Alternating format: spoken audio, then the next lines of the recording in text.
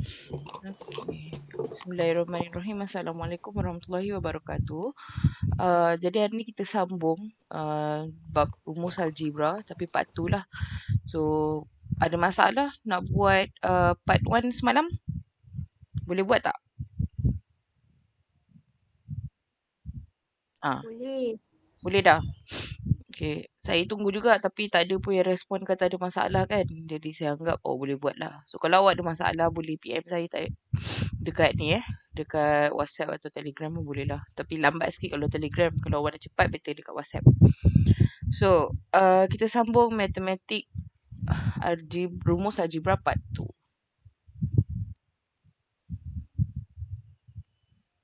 So, hari ni kita ulang kaji sikit macam mana kita nak menukarkan perkara rumus. Okay. Ungkapkan huruf dalam kurungan sebagai perkara rumus. Apa saya kata berkenaan dengan perkara rumus? Okay, dia mesti dekat depan. Bila dia dekat depan, dia mesti membawa nilai 1, kuasa tertingginya 1 dan dia mesti dalam keadaan positif. Okay, so itu yang awak kena tahulah. Untuk soalan yang pertama. Okay, soalan yang pertama dia bagi A sama dengan B tambah 5. Okay, kita nak B ditukarkan menjadi perkara rumus. Untuk soalan yang pertama ni, sekarang ni, A adalah perkara rumus. Tapi sekarang kita nak tukar pula B jadi perkara rumus. Okay, kalau awak tanya saya, bila dalam B, soalan asal kita, B kita dah terang-terang dalam keadaan positif, betul? So, tak payah kita tukarkan B ke sebelah kiri lagi dah. B kita static kan? Kita pindahkan 5 ke sebelah kiri. So, 5 asalnya positif. Bila pindah sebelah sama dengan, dia akan jadi negatif. So, A tolak 5 sama dengan B. Jawapan akhir awak susun balik. B sama dengan A tolak 5. Okay. So, kalau macam soalan yang nombor 2. 3M sama dengan 7N per P. Okay. Sekarang ni dia nak P jadi perkara rumus. Okay. So, pindahkan P naik atas. 7N dengan P ini dia adalah operasi bahagi. Sebab dia duduk dalam keadaan pecahan. Okay. So, bahagi bila dia bawa naik dia akan jadi darab. Lawan dia lah So, P darab 3M sama dengan 7N. Kita nak P sahaja. So, apa perlu buat dengan 3M? Turunkan 3M. So, awak akan dapatlah P sama dengan 7N per 3M. Okay. So, kita tengok macam ni. Ini saya masukkan. Sorry tadi tak tunjuk pula. Okay. Ini yang saya maksudkan. Bila kita dah bawa naik P, okay, P dengan 3M tadi datang jadi, dia akan jadi darab. So, bila nak bawa turun semula 3M, darab lawan dia bahagi. So, akhir sekali kita akan dapat P sama dengan 7N per 3M. Okay, so next soalan nombor 3. Dia bagi 3X sama dengan 4 per 5 tambah Y. Dia nak Y sebagai perkara rumus. Okay, sama juga. Bila dalam keadaan pecahan, kita bawa naik dia ke atas. Tapi macam saya cakap, awak tak boleh bawa naik Y sahaja. 5 kena dibawa sekali. Sebab apa? Sebab dia berhubung sekali. Okay, dia duduk dalam pecahan yang sama. Yang pertama. Yang kedua, Y itu ada operasi tambah 5 sebelum dia. Okay, jadi 5 dengan Y itu terikat. Jadi awak tak boleh nak suka-suka hati bawa naik Y sahaja. So, bawa terus sekali 5 tambah Y. Dan dudukkan dia dalam kurungan. Okay. So, bila dia duduk dalam kurungan, dia bermaksud dia adalah operasi darab. So, sekarang ni kita nak Y kan. Jadi apa yang kita buat, sekarang kita jangan alihkan 5 dulu. Okay, kita alihkan 3X dulu. So, darab bila ditukar, dia akan jadi bahagi. So, that's why awak akan dapat 4 per 3X. Tapi apa yang awak tengok dekat sini, dia adalah 5 tambah Y. Sedangkan kita nak Y sebagai perkara rumus. Kita nak 5 ni. So, kita pindahkan 5 ke sebelah kanan. 5 asalnya dalam keadaan positif. So, bila pindah sebelah kanan, dia akan jadi negatif. So, that's why kita akan dapat jawapan Y sama dengan 4 per 3X tolak 5. Okay. So, dia sebenarnya memang pusing-pusing macam tu je lah. Okay. So, kali ni kita tengok soalan yang keempat. Okay. Sedikit macam sama tapi berbeza dengan soalan nombor 3. Cumanya, okay, kalau awak tengok soalan nombor 3 ni, dia dudukkan semua sekali dalam pecahan yang sama. Tapi soalan nombor 4 ni, U sahaja dalam satu pecahan. 5 ni tak duduk dalam pecahan. Dia adalah nombor sendiri. Tapi dan kita nak yang menjadi perkara rumus adalah U. Jadi apa yang awak perlu buat adalah kita pindahkan negatif 5 dahulu. Kenapa kita tak pindahkan U? Sebab pecahan ini sendiri terikat dengan tolak 5. So kita kena selesaikan tolak 5 dahulu.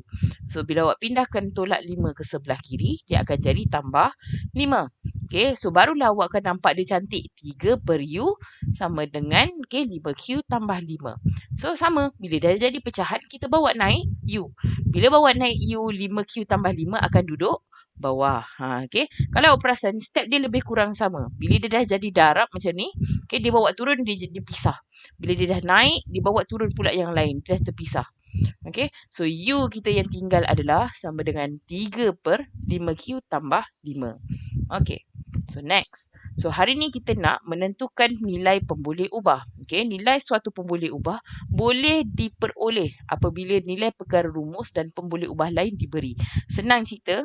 Okay. Kita tengok pada contoh ni, diberi W sama dengan 7T tolak 5U. Hitung nilai berikut. Okay. Nilai berikut dia yang pertama adalah nilai W apabila T sama dengan 3 dan U sama dengan negatif 2. Okay. Kelas. Tak payah pening-pening kepala. Okay. Soalan dia biasanya, soalan dalam satu soalan dia akan bagi A dan B tau. A dengan B tu biasanya tak berkait. A dengan adalah A saja, B dan B saja. Tapi berdasarkan induk soalan. Induk soalan adalah W sama dengan 7T tolak 5U. Induk dia lah base dia. Okay. So sekarang ni dia bagi tahu. Dia suruh kita cari nilai W. Bila T kita sama dengan 3 dan U kita sama dengan negatif 2. So apa yang awak perlu buat? Awak masukkan dalam rumus. Okay, bila awak masukkan dalam rumus, T akan jadi 3. Sebab itu 7 dalam kurungan 3. Okay, dalam kurungan 3 ni menggantikan nilai T. Dan dia mesti dalam kurungan. Awak tak boleh buat 7, 3. Sebab dalam matematik, 7, 3 dah jadi 73. Okay, dia mesti duduk dalam kurungan 7 kurungan 3 tolak 5. Okay, sekarang U kita diberi nilai adalah negatif 2. So, awak masukkan negatif 2. Okay, so bila awak masukkan negatif 2, saya cakap mesti dalam kurungan. So, apa yang awak perlu buat bila ada kurungan? Dia adalah konsep darab. Okay, so 7 darab 3, 21. Okay, 5 darab negatif 2. Negatif 10. Tapi kat sini kita ada negatif kan? So, negatif, positif 10. Okay, so kalau awak tak reti sangat pun, awak masuk je kalkulator. 7 kurungan 3 tutup kurungan tolak 5 buka kurungan tolak 2 tutup kurungan. So, tekan je lah sama dengan akan dapat 31. Okay. Okay, ini untuk soalan A. Macam mana? Oh, dia tak bagi soalan B yang soalan kali ni. Okey, kita tengok terus contoh soalan yang kedua. Okey, diberi M sama dengan 1/4 P dalam kurungan P tolak Q tutup kurungan kuasa 2. Hitung nilai Q jika diberi M adalah 16 dan P adalah 3. So, apa yang perlu kita buat? Kita kena masukkan nilai.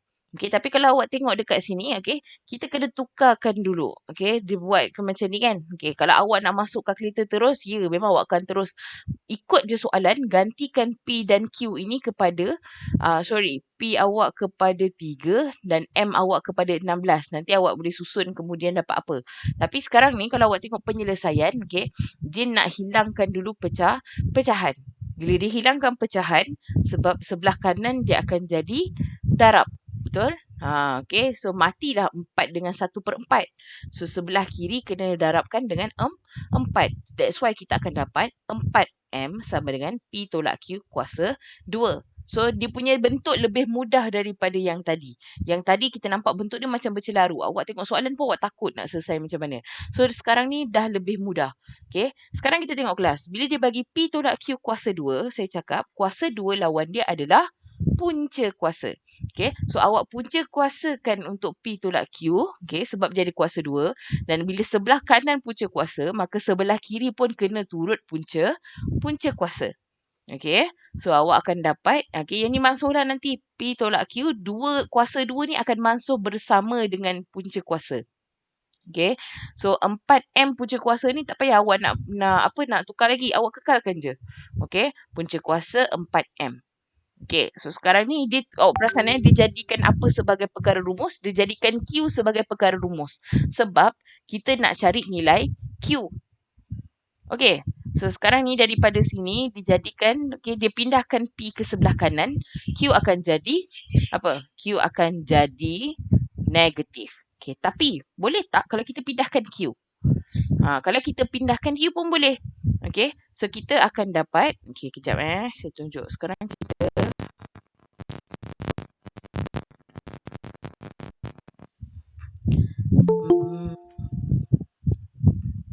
baru masuk ke?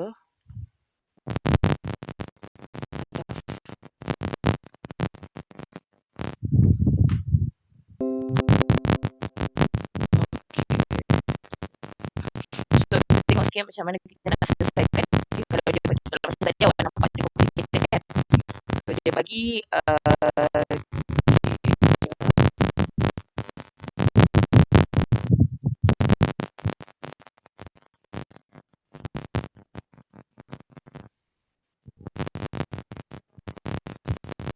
P tolak Q sama dengan punca kuasa M. Okay. P tolak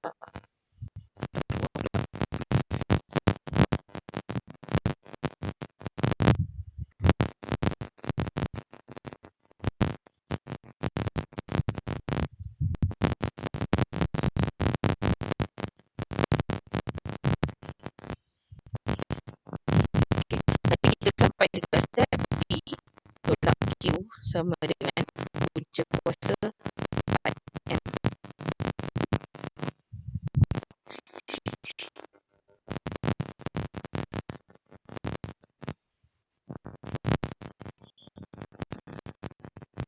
Loading sikit saya punya PC kejap ya.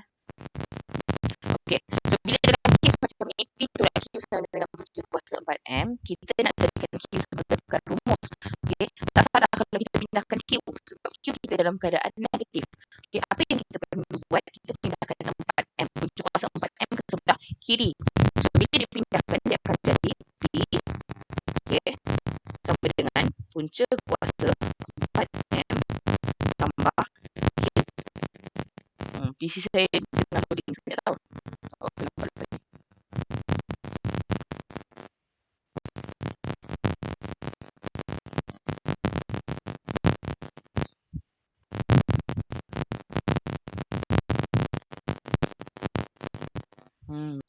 Okay. So, dari sini kita dah jadikan kita punya Q positif. So, kita nak Q kan jadi perumus. Jadi, kita pindahkan 4M tu. So, dia akan dapat P, okay, tolak punca kuasa 4M sama dengan Q. So, akan dapat Q sama dengan P tolak punca kuasa 4M. Benda yang sama je lah sebenarnya. Okay. Allahu Akbar. Pula PC.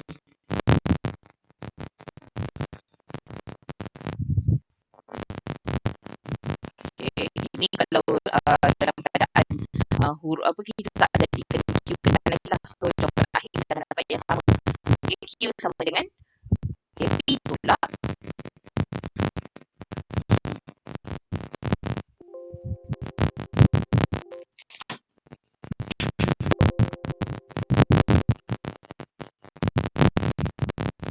ya Allah. Dah tak keluar dah. Okay, sebenarnya dia akan dapat Q sama dengan P tolak 4, punca kuasa 4M. Saya punya PC ni apa tak masalah dia. Okay, so kalau kita tengok balik, okay, kepada kita punya jalan kerja yang tadi. Okay, jalan kerja yang tadi, dia bagi jalan dia panjang, nampak? Awak kena darabkan 1 per negatif 1. Compare dengan jalan kerja yang kita buat tadi. Dia lebih pendek dan lebih mudah lah. Okay, kalau awak buat panjang-panjang macam ni, tak ada masalah. Dia memang mengikut konsep dan dia sangat betul. Cumanya saya takut, okay, awak tak alert dengan positif negatif. So, dia akan jadi salah dekat situ. Sedangkan kita dapat benda yang sama. Q sama dengan P tolak punca kuasa 4M. Dari sini, baru kita masukkan nilai, okay, M kita 16 dan P kita 3. Okay, ada lagi baru masuk. Okay. So, dari sini baru kita masukkan. Sekarang P kita adalah 3. So, gantikan P dengan 3. So, kenapa yang ni tak ada dalam kurungan? Dia tak ada dalam kurungan sebab dia tak ada nombor sebelum dia. Okay, sebab P itu tak ada 2, tak ada 3. Okay. So, kalau dia boleh je kita letak 3. Tapi, kalau dia jadi 2P, awak kena buat kurungan lah. 2, buka kurungan. 3, tutup kurungan. Okay. So, dia macam kes 4M ni. Okay. So, M kita dah jadi 16. Bila M jadi 16, gantikan M dengan 16 dalam kurungan. Dari sini awak boleh tekan kalkulator je. Kalau awak letak kalkulator daripada awal soalan, awak confused. Macam mana kita nak keluarkan Q daripada persoalan asal? Sebab Q itu kita nak cari Q kan? Betul. Sebab Q itu diberi duduk dalam kurungan, satu hal. Lepas tu ada kuasa 2 pula. Okay. So kalau awak terus masuk dalam kalkulator, awak takkan jumpa jawapan akhir. Dia akan lebih bercelaru lah. So kalau awak buat macam ni, okay, awak settlekan dulu Q jadi perkara rumus dan masukkan M dan P. So jawapan akhir awak akan dapat jawapan Q sama dengan negatif 5. Okay. So ini adalah bentuk penyelesaian masalah. Okay, kita tengok harga seketul ayam goreng di kantin sekolah ialah 2 kali ganda harga sebungkus roti. Dengan wang sebanyak RM5, Azman membeli 2 bungkus roti dan seketul ayam. Baki perbelanjaan tersebut ialah RM1 dan disimpan. Jika Azman membawa RM12, berapa ketul ayam goreng yang dapat dibeli dengan bilangan roti yang sama? Okay, first kita dah baca dulu soalan. Bila awak dapat soalan penyelesaian masalah, awak jangan takut dengan ayat yang 2-3 karangan tu, 2-3 perenggan tu, okay? So, bila awak baca soalan, okay, first baca sekali lalu. Tak ada masalah, baca je sekali lalu. Okay, lepas tu kali kedua, awak kena faham balik apa yang diberikan daripada soalan. Tengok, konsep yang pertama adalah memahami masalah. Dia kata, bilangan ayam goreng yang dibeli oleh Azman dengan wang sebanyak RM12. Okay, so sekarang ni, daripada soalan tadi, kita boleh keluarkan maklumat yang kita tahu. Okay, yang pertama adalah, okay, sekarang dia beli roti dan ayam. Okay, yang mana dia kata harga seketul ayam goreng adalah 2 kali ganda harga sebungkus roti. Okay, so sekarang ni kita jadikan roti dan ayam duduk dalam pemboleh ubah yang sama, which is dia jadi X. Kenapa ayam tak X, roti tak Y, Ustazah? Sebab dia dah sebut 2 kali ganda harga sebungkus roti. Okay, maksudnya kita jadikan dia dalam satu pemboleh ubah yang sama dan kita 2 kali gandakan sajalah. So kalau awak buat X dan Y, dia akan jadi yang berbeza. Okay, so sekarang roti kita X, ayam 2 kali ganda kan? So 2X. Okay, so sekarang ni dia kata dengan wang sebanyak RM5, Azman boleh beli 2 roti, 1 ayam.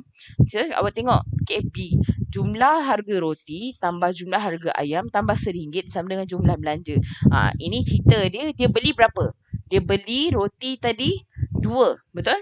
So 2 roti. So 2 roti 1 kan? Roti X sahaja. So 2X. Okay, dan 1 ketul ayam. Ayam memang seketul 2X. So 2X tambah 2X. Okay, so berapa baki dia pakai tadi? Ada RM1. So tambah RM1 sama dengan 5. 5 ni harga duit asal dia. Okay, so sekarang ni 2X dengan 2X boleh diselesaikan akan jadi 4X. Tapi 2X dengan 1 tak boleh tambah. That's why 4X tambah 1 masih dikekalkan tambah 1. Okay, so apa yang perlu kita buat? Kita pindahkan 1 ke sebelah kanan sebab kita nak X sahaja. Okay, so bila kita nak X sahaja, 5 tolak 1 akan dapat 4. Sekarang, kita ada 4X sedangkan kita nak X. So, 4 dengan X adalah operasi darab. Bila dia pindah, dia akan jadi bahagi. Sebab tu duduk kat bawah. So, 5 tolak 1, 4. 4 bahagi 4 adalah 1. Maka harga sebungkus roti adalah RM1. Okay, sebab, okay, awak kena tengok balik. Ini berdasarkan X kita. Okay, so X kita sekarang 1 kan? So, untuk roti X kita 1. So, harga dia RM1 lah. Untuk ayam jadi RM2. Sebab 2X. So, 2 darab 1, 2. Okay. So, dapatlah kita 1 dan RM1 untuk roti, RM2 untuk ayam seketul. Okay. Itu baru maklumat pertama. Sebab soalan nak apa? Soalan kata, jika Azman membawa RM12, berapa ketul ayam goreng yang dapat dibeli dengan jumlah bilangan roti yang sama? Okay, so sekarang kita dah tahu dah harga asal. Sebab tu kita kena cari harga asal. Sebab kita nak tahu berapa banyak sebenarnya yang dia boleh beli dengan harga RM12 nanti. Okay, so next. Kita wakilkan pula ayam goreng dengan Y. Okay, so kali ni dia akan jadi jumlah roti tambah jumlah ayam. Jumlah harga ayam lah. Harga semua sekali mesti RM12. Okay, so RM1 kali RM2 tambah, okay, RM1 kali RM2 pula. RM1 kali 2, okay, tambah RM2 kali Y. RM1 ni untuk harga roti, RM2 ni untuk harga ayam. Okay, so sama dengan RM12. Okay, so 2 1 darab 2, 2 lah. Okay, 2Y, 2Y. 2 darab Y, 2Y. Sama dengan 12. So, kita settlekan je lah. Kita nak cari Y kan. So, 12 tolak 2, 10. 10 bahagi 2, 5. Makanya, Azman dapat beli berapa ketul ayam goreng? 5 ketul ayam goreng sahaja. Nah, okay. So, dapat daripada soalan, jangan gelabah. Baca soalan sekali lalu. Yang kedua, keluarkan maklumat apa yang dia bagi. Yang ketiga, tengok apa yang dia minta. So, daripada apa yang dia minta, kita kena keluarkan apa dulu. Kalau kita tak tahu harga ayam berapa, harga roti berapa, macam mana kita nak tahu berapa banyak dia boleh beli? So, that's why kita kena cari harga setiap satu dahulu.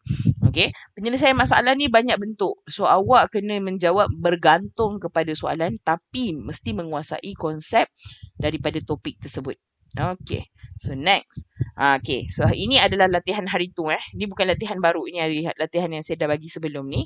Okay. Yang mana dia bagi, diberi, okay. Kalau awak tengok yang ni, okay. Diberi C sama dengan 4D tambah 8. Hitung. Okay. Yang pertama. Hitung nilai C bila D kita 2. 1 dan 2 ni tak ada kaitan pun. Okay. Tapi, dia bergantung pada soalan utama. Which is dia bergantung pada persamaan yang sama. Okay, kita tengok nilai C apabila D sama dengan 2. Okay, so D kita 2. Sekarang ni perlu ke kita buatkan C jadi perkara rumus lagi dah? Tak perlu sebab dia dah jadikan C memang sebagai perkara rumus. So 4, buka kurungan, gantikan D dengan 2. So 4 darab 2, 8. Tambah 8. So 8 tambah 8, 16. So C sama dengan 16. Macam tu je lah. Okay, so sekarang ni, hitung nilai D apabila C sama dengan 10. Okay, boleh tak kalau kita tak nak tukar D kat depan? Pun boleh sebab persamaan ini persamaan bentuk mudah. Dia tak macam soalan, dia tak macam soalan D, soalan F, soalan H yang mana soalan dia berterabur yang awak tak tahu kena susun yang mana dulu kan. So sekarang untuk soalan yang pertama 3A ni dia mudah. So tak ada masalah kalau awak nak terus masuk nilai. Okay, so 4D kita tak tahu sebab dia memang suruh cari D. Ingat saya cakap soalan 1 dan 2 tak berkait. Jangan awak pergi ambil nilai D dekat soalan 1 masukkan dalam persamaan. Okay. Sedangkan soalan 2 dia suruh cari benda lain dah. Okay. So 4D kita tak tahu. C kita sekarang 10. So 10 bila pindahkan 8 sebelah kiri, 10 tolak 8 tinggal 2. So kita nak D saja 2/4. Maka kita dapatlah D sama dengan 1/2. Okay. Itu adalah contoh soalan lah. Alhamdulillah ada 2-3 orang mesej saya dia tunjuk jalan kerja dia betul. Okay, tapi ramai juga yang masih salah. So tolong baiki balik apa yang saya tegur tadi. Tak ada masalah kot kalau yang lain-lain tu. Okay, soalan dia lebih kurang je. Okay. Saya dah bagi jawapan Okay, jawapan ni untuk rujukan awak lah. So bila awak tengok, awak buat. Okay. Awak buat tu jangan syok sendiri. Awak cek jawapan. Betul ke salah? So kalau betul, insyaAllah okey lah tu. Tak ada masalah. Tapi kalau salah, adalah yang mana-mana yang awak salah. Okay. So hari ini, okay, kita sampai itu sahaja. Sampai sini saja. Okay. Habis topik rumus, perkara rumus. Okay. Yang which is dalamnya adalah rumus algebra. Okay.